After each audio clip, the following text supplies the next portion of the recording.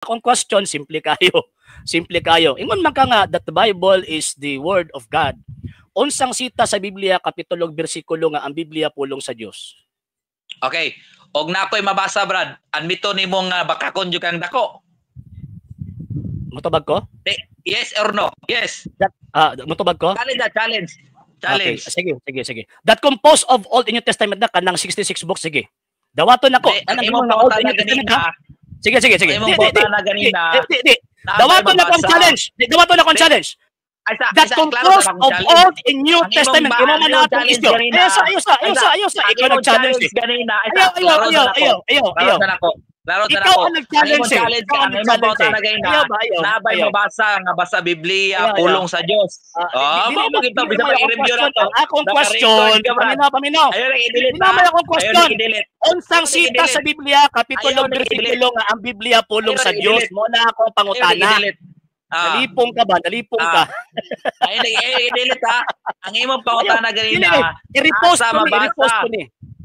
Asa mabasa nga basa Biblia pulong sa Dios. Ya ako kang i-challenge question. Unsang sita sa Biblia, kapitulo, bersikulo nga ang Biblia pulong sa Dios. Sige.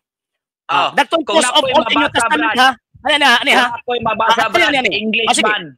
Lagi. Admitahon ako. Ako'y challenge mo ha. Mutana ka. Ako'y challenge.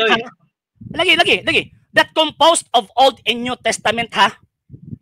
Sige, basahan na paliw kay kung wala kay tawag ini mabasa. Sige, basa.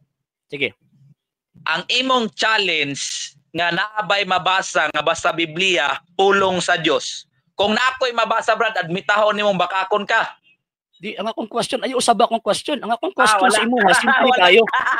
Simple kayo akong question sa imo ha. Unsang sita sa Biblia, kapitulo, bersikulo, ang Biblia pulong sa Dios. Klaro kayo, Brad. Nalipong ka? Isa ba? Nalipong ka? Dawaton ko na imong challenge eh. Unsang sita sa Biblia, kapitulo, bersikulo, siyempre, kapitulo, bersikulo, gisulti sa mga propeta, gisulti sa mga apostol, gisulti ni Kristo, nga ang Biblia is the word of God. Sige, sitas, ihatag na. Okay. Sumasabot. Dili sa litra po litra kay. Nasa dili sa bitaw litra. Gingon riyo. Isaias 34. Isaias 34:16. Gingon ri. Isaias 34:16. Gingon riya. Susiya og basa sa libro sa Ginoo, walay usa kanila nga makulang umawad-an sa iyang pares. Kay pagbuot kini sa Ginoo, guyang espiritu mo'y magtigom kanila. Di lang na mao ha, napaisa. Walay mabasa. Walay mabasa. Wala mabasa. So, ang buot ipasabot di ay namaka. Sa hindi pa po nakapag-follow sa mga pages po natin, i-follow nyo po yung mga pages po natin. RJ Horolanciano II, TV Apolia Punto Argumento page, Kuya Apologist TV page, and RJ's Vlog 2022. And pwede rin po kayo mag-send po dyan ng Facebook stars. And also, sa ating po mga channels, sa hindi po nakapag-subscribe, i-subscribe po ninyo yung mga channels natin, Dalay Catholic, Apologist International Official, RJ Sano II TV, Kuya Apologist TV, and Barrio Kawayan Religious Forum. And pwede rin po kayo mag-send po dyan ng super sticker, super chats, and super thanks. And maraming salamat po sa mga kapatid at mga Katoliko na always pong tumutulong sa programa po natin. Maraming salamat po. Nang dahil po sa tulong at suporta po ninyo, ang programa pong ito, until now, andito pa rin po sa social media.